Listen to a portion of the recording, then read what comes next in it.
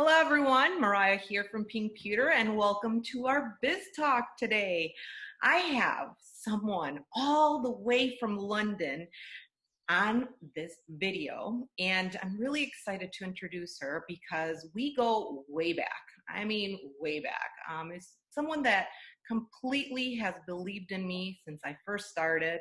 We've done New York Fashion Week. We've done so many adventures together and I have her on here because she has a really strong story. And in these tough times, we definitely need people to inspire us, to motivate us. And I have Heather here, all the way from London, and she's going to introduce herself. I just love her. Heather, come on up. Hi guys, I'm Heather King Labeur. You can find me on Instagram at HKLabeur, Labeur. And I am a Redken artist. I am also a hairdresser behind the chair, just like most of you are. And I just moved to London in December and started working in February. And now I'm not working anymore.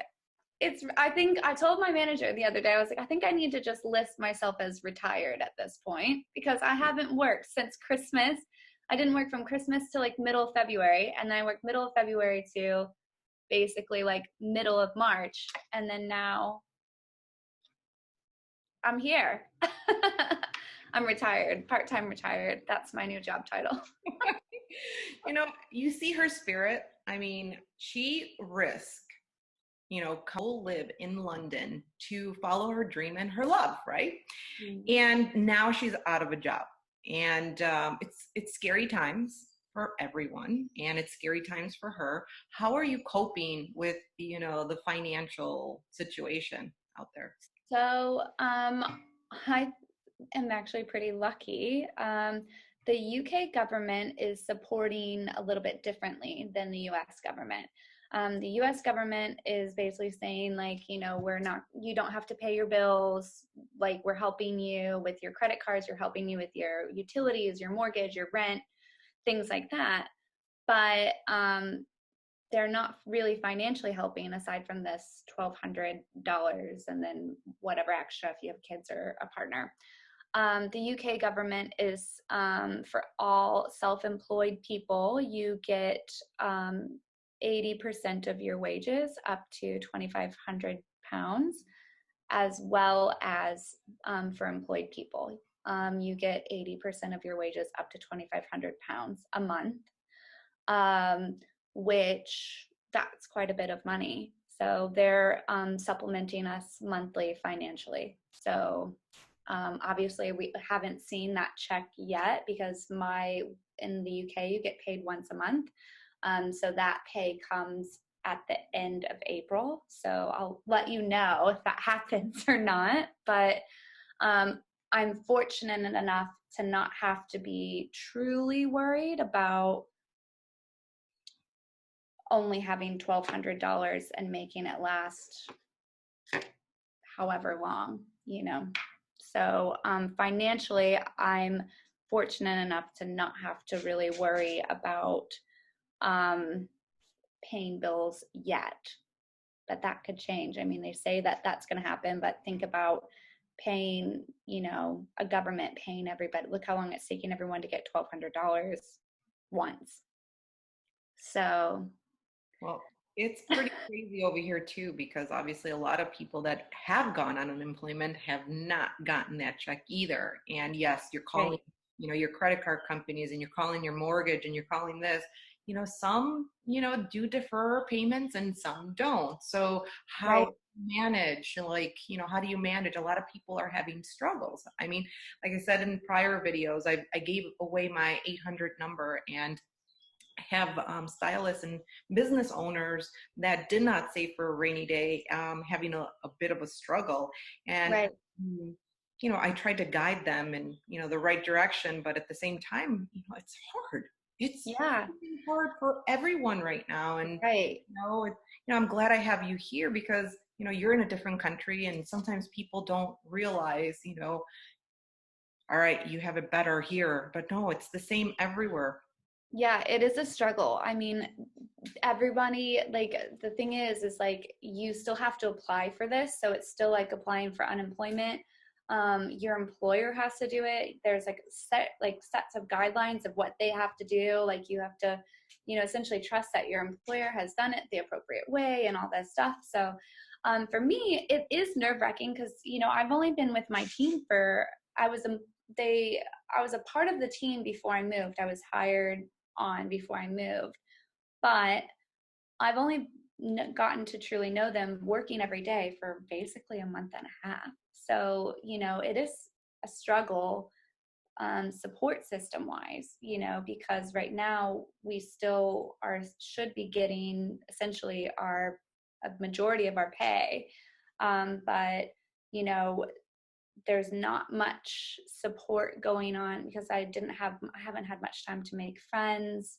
So I really had to rely on FaceTime, video chats, my husband's family, but it's like there's not that like sense of camaraderie, like work wise, as strong as maybe it was back home. It's getting there, but it's a month and a half, like you can only get to know somebody so much in that short amount of time. Mm-hmm. So I'm thankful that my work has group chats and everyone kind of posting about it, but financially, like nothing's really been addressed aside from what we've seen on the news. So I think everyone has worries about it. But I try to just kind of like do things day by day. I try to make sure that, we have enough groceries, but not in abundance. And I just try to just find things to do each day to just kind of make me feel human. Like today, my husband put on cologne and I put on perfume, and I was like, oh, I feel like normal now. So more so I've been coping with just trying to feel normal, because I think at the end of the day, like, you can't worry about something you can't control. So you cannot control the fact that you're not going to get any money, and you're not the only person not getting money. Everyone's not getting money. So you just have to make sure that you worry about what you can control. So that's kind of where I'm sitting, which might be a little bit privileged just because I'm actually supposed to get money each month, but still, it is hard. It is worrying for sure. And I worry about my friends back home too, because most of my friends are in the States. Like I have you, and, like you see everybody trying to just do something. So, yeah. Well, Heather has a great heart, and she definitely is a giver, and she worries about the world. But I'm here because I worry about her myself. And what are you doing to keep your mind? I mean, I know you're going to the grocery store, I know you're getting on your calls, but how are you handling your mindset? Because sometimes when these situations happen, they start playing tricks on you. And I know you're a strong woman, but how can you tell somebody, like, how are you controlling that mind so it won't take you to a different place? So, one thing that I have been doing is watching like very entertaining reality TV show competitions, and the UK has a lot here, and they're really good. Like they make ours look like shit, make them look awful. So I have been watching that, which is kind of mindless. And so I've watched, and I think you can watch these on YouTube because I've told my friends to watch them and they've been able to watch them. And some on Hulu in the States. But I've been watching like Love Island. We've been watching, Come Dine With Me, which is a competition where there's like 5 people, and each person has to cook a meal and then for everybody else, and then they rate them secretly afterwards, and then the person with the highest score wins £1,000, which I'm totally going to enter to be on. I know you would. So we've been watching like reality shows like that are like just entertaining enough, but like mindless enough. some shows, you know, it's funny because I've just realized that a lot of the shows that we really like are actually like people who are isolated, like Love Island. They're isolated from the world for however many weeks, you know, until it's kind of like a romantic Big Brother. So, and then we've been watching The Circle, which is also like an isolation type thing. We've watched a couple of other reality shows where they're all going out in London, and we both like looked at each other and we're like, oh, I miss going out in London. So we try not to watch stuff that like teases us about going out, more so just mindless reality that's super entertaining. So I've been doing that like TV wise, because you know we're all watching a lot of freaking TV. I've been going for walks. And then I have been really honestly, I think my husband and I, like, we try to talk quite a bit. So we've like had some really good like chats, just like really in-depth chats too. Like we just will open up a bottle of wine and have chats. We've done game night with my family back home and his family. So like our families have officially met via game night, Zoom. But one hot tip that I really like, and this is for people whose like minds wander like really bad. Like especially like during like New York Fashion Week, like I would get really like stressed out and I could not decompress. And obviously right before I moved, I was a disaster. I found that watching any type of show with subtitles is super helpful because you are reading and watching at the same time. So if you're really distracted, try watching something in a different language, because then you really don't know what they're saying. So you have to watch. Otherwise, you don't know what's going on. So I definitely would recommend, because sometimes reading a book, it's just easy to set it down. It's easy to pick up our phone. Like we're so overstimulated from the internet already. So reading a book, sometimes it's really hard to get into it, things like that. So I've found that my biggest hot tip to like kind of decompress and just do something to get my mind out of Googling coronavirus and everything like that is to watch a TV show with subtitles. Well, Because that then would be you're like, awesome. then you have to focus.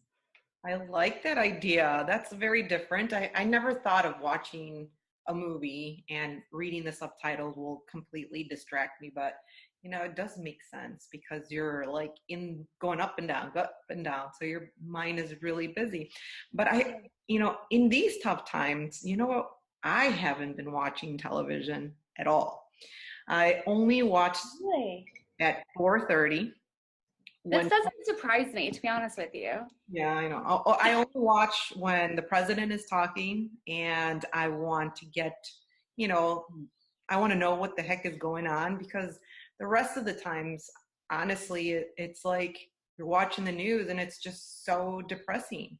You know, it's so depressing to the point that it's like really emotional. And I said, you Yeah, know, no more. I'm not going to watch it. I'm just going to get, you know, the news that I need to know. And from there, I'm just going to do my thing. So I right, started doing, I have so, like, I'm, I'm not working. My job right now, you know, is, you know, I've gone through my roller coaster in life and you know right, the story.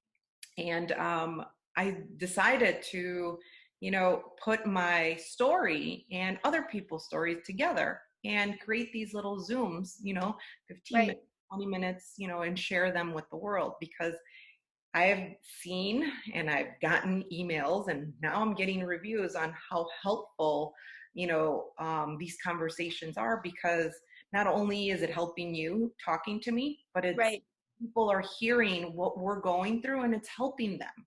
You know, it might, or we have someone that doesn't have the finances and is going a little bit crazy at home, but the whole right, world is going crazy and it's actually helping. So I find that my passion of helping others through these stories has been really helpful. And because I don't watch television, I ended up teaching myself to convert these Zoom videos into podcast. And I'm like, Huh, now I have a podcast where there you go. when we go back to work, hopefully these could go and live longer. So we'll be Right. heard on Spotify, we'll be heard on Apple Talks, Google, Anchor, That's and amazing. YouTube. So it's going to live in the internet for a very long time. So I'm keeping my mind, my soul at peace because one, I'm helping people, and two, I'm just I don't know, my heart. And I Yeah. don't do things for the money. Never did I ever do that. And I do it because I love people and I want to help. Right. And I don't know. That's where I'm going. So no TV for me. I'm just researching to see how I could help more people. And at the end, by helping all these people, maybe when I do go back to work, it will be a lot more powerful. I don't know. I feel like these personal connections that I'm having with people, not only is it helping them, but I'm shifting their mind into, Yeah. hey guys, we have all this time, to focus at home. What can you do? What are you going to do when you go back to work? There's no time to waste. You got to focus. You got to analyze. You got to study. You got to do a whole bunch of stuff. So now my next question is, you heard what I'm doing. What are you doing in these times that you could help, like what are you doing to like really focus on once you go back to work, what are you going to do, or what are you going to change, or what are you going to make more powerful? Yeah, so we were talking about this earlier. One of the things I was saying is everyone's in the same position. Everyone's worried. Everyone's worried about family members making money, going back to work, just working in general. What are we so in a rush to get back to? And so for me, I really sit there and think, well, what am I in a rush to get back to? Am I in a rush to go back because I love my job and I miss doing hair and I miss connecting? Am I in a rush, because I want to pay my bills? I'm in a rush because of XYZ. Like, what are we in a rush to get back to? So I've really just been taking the time to recenter myself, because I think that especially with social media, I've gotten to a point where I think we're all guilty of it. I've gotten materialistic. I've been into things. I've wanted to buy things. I have like when I moved, I had so many clothes and I still have too many clothes. Why? It's like, I don't even wear half of this shit. Why do I have it? Why do I feel the need to buy it? Because I want approval from X, Y, or Z. Like, why am I in such a rush to go back to that? So I've been using this time to actually really center myself and focus on and kind of reground myself as a person. When I go back, I think that that's what's going to allow me to better connect with my clients, because I have to rebuild my entire book. So I moved, and I know some people here, but not enough to have a full book. So I will say that I've been watching online videos. I've been kind of keeping on trend with what's going on hair wise, but there's really not a whole lot. One of the biggest things is that I feel like a lot of online education that I've been watching is really tone deaf right now. So, I'm not seeing education a lot of people are getting really creative, which I think is great, but what the fuck am I going to do with that? How is that going to make money? How is that going to help me when I have a client that comes into my chair and she's box dyed her hair with box dye that I know nothing about or little to nothing about? Like, how am I going to fix that? How am I going to fight for that?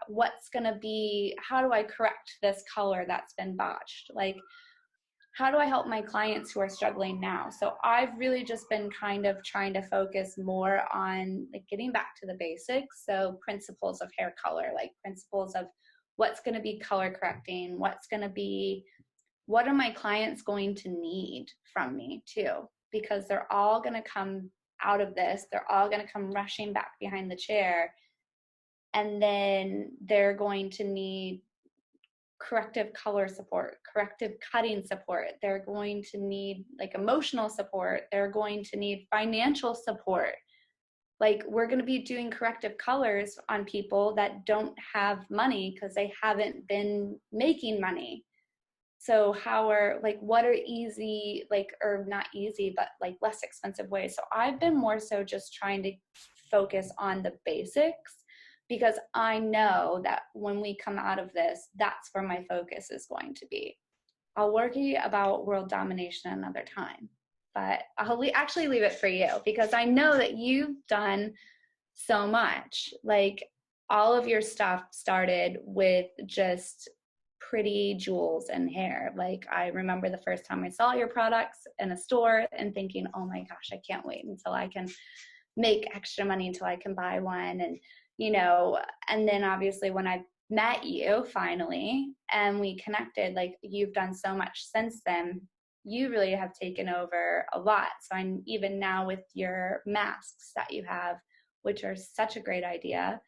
I think that like the global domination, so to speak, should be left for people like you who have been and will continue to do it. That's kind of where I kind of sit. I mean, even your makeup, which by the way, I'm wearing it now. Do I look pretty? So beautiful.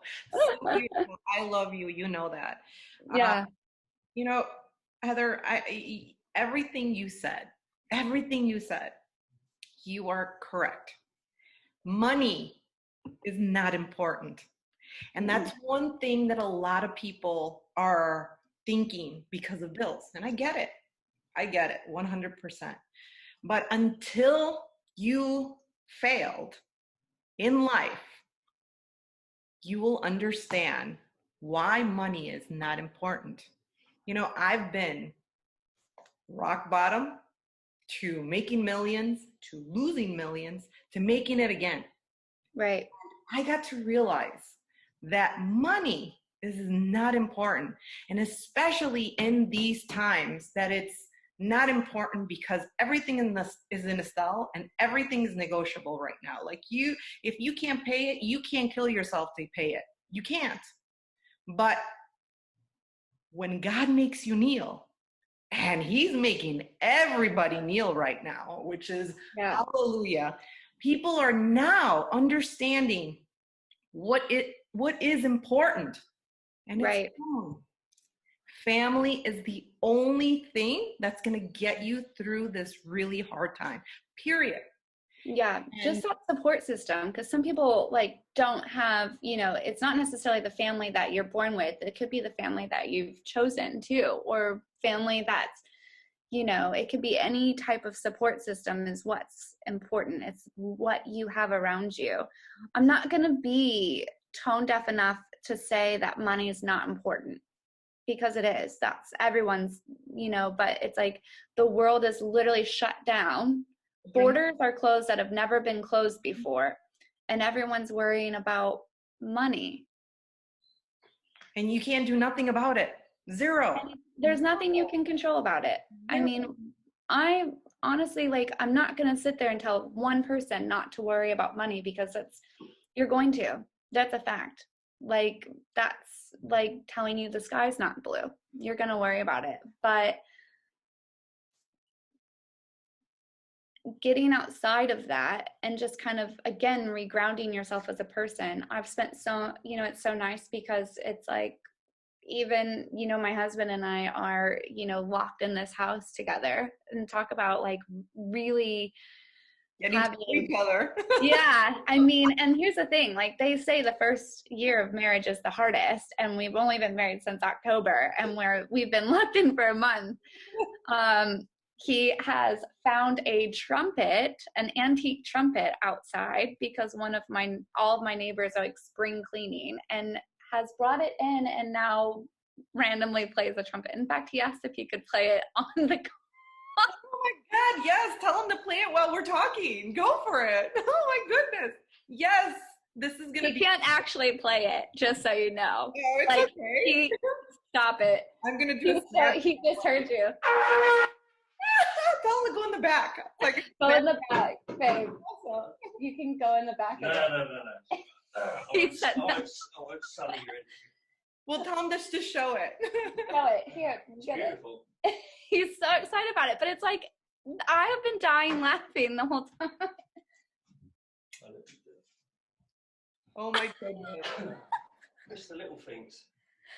It's like the absolute little things. Like, why are you, my husband basically just dumpster dived for a trumpet. Like, I watched it. he did watch. I love it. This is gonna be awesome. I'm gonna definitely save it and share it when I post you. Okay, perfect. So it's little things like that. I've been laughing so hard. Like, we have had so much fun together, just dumpster diving for trumpets. It's okay. It is what it is. And that's awesome. You could frame it in the wall or do anything. We have like built-in bookshelves. It's already on the bookshelf. And he plays it every morning for the dogs. Oh. Do you guys see why I have her on here? She's a ball of energy. And even in these tough times, you have to surround yourself with people like this because you need that energy, that you need that positive energy to get you through that day. And I want to say thank you, Heather, for being on here. And thank you for being so wonderful and sharing your story. And I hope it helped everyone today. And I love you all. Bye-bye. Thank you.